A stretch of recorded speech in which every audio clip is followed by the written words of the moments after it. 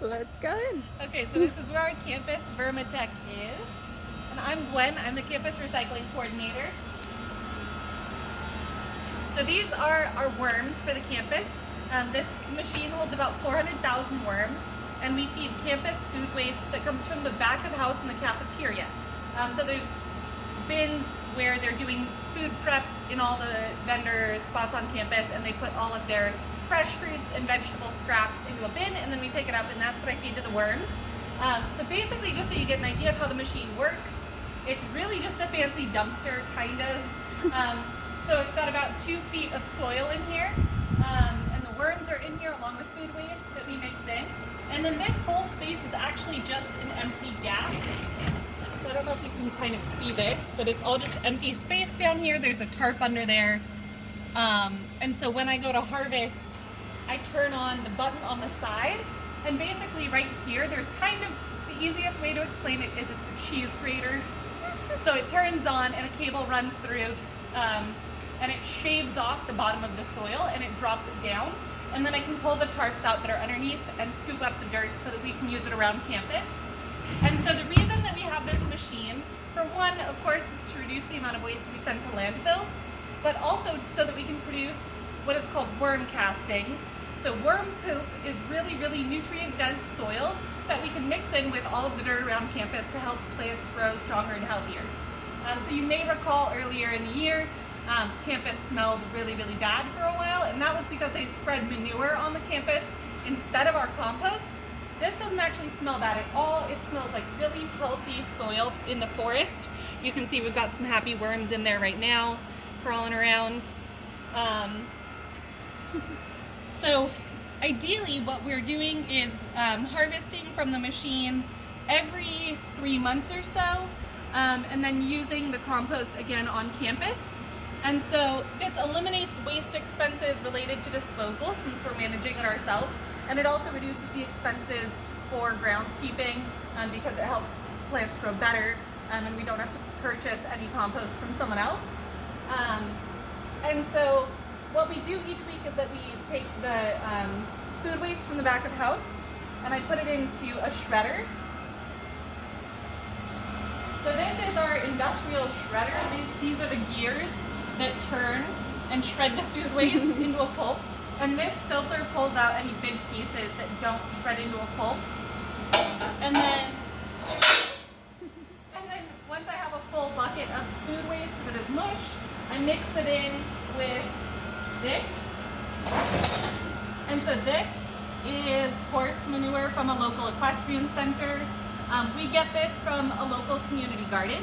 And they give it to us for free because we then give them some of our worm castings when we're done producing the compost. So that's a fun example of a circular economy or a closed loop system where our waste, their waste goes in as an input into our system, and then our waste is a benefit to, or is a good input for their system. And so this is the browns. When you're making compost, you need to get a good balance of browns and greens is typically how it's said. But basically just the different types of nutrients that are in soil, like nitrogen and phosphorus and that sort of thing, is what we're trying to do. So we're trying to really perfectly emulate how soil is produced in nature. And part of that is dead leaves and poop. And then I've also been experimenting with adding coffee grounds to our compost because I read that coffee grounds can make the worms eat faster because they actually consume the caffeine. Not sure if that's true, but it's at least good as a nitrogen fixer too.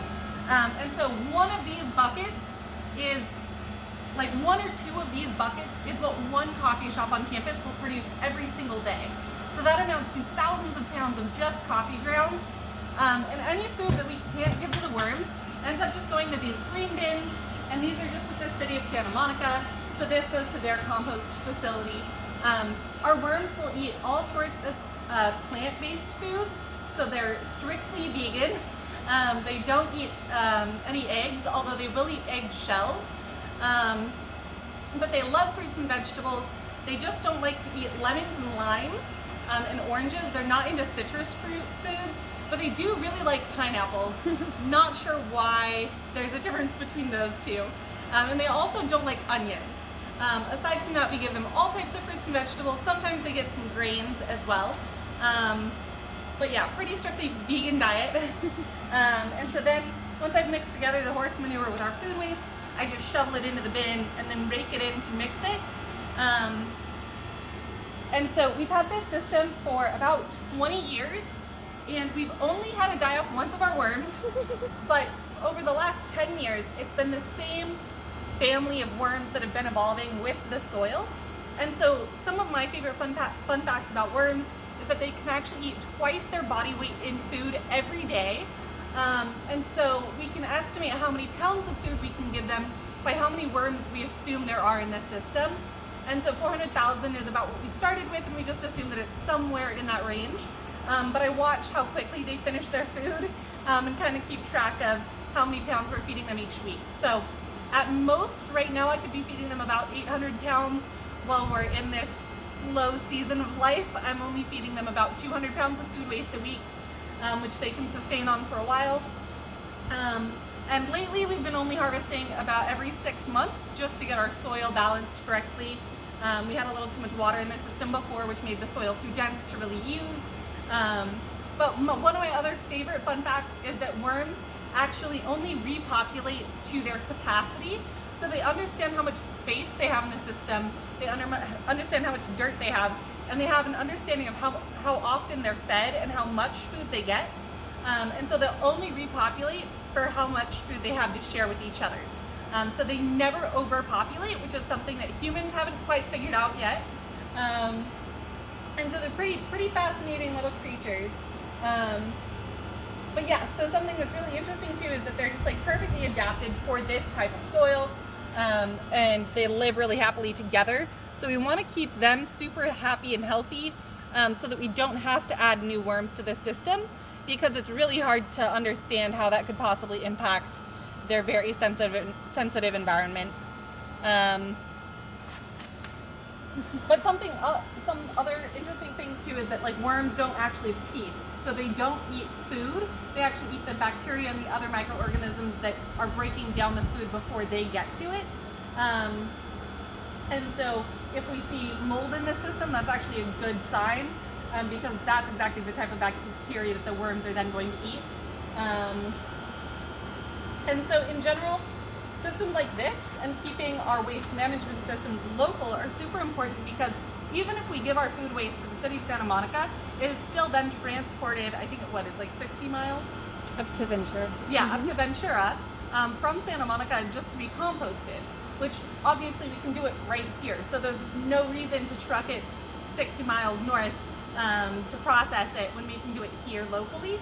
And again, it's all about a closed loop system, so we want to keep the soil on campus after we've produced it as much as possible as well. And then of course, diverting food waste from landfills reduces the amount of methane that landfills produce, because food breaking down in a landfill has no air and then produces methane from breaking down anaerobically.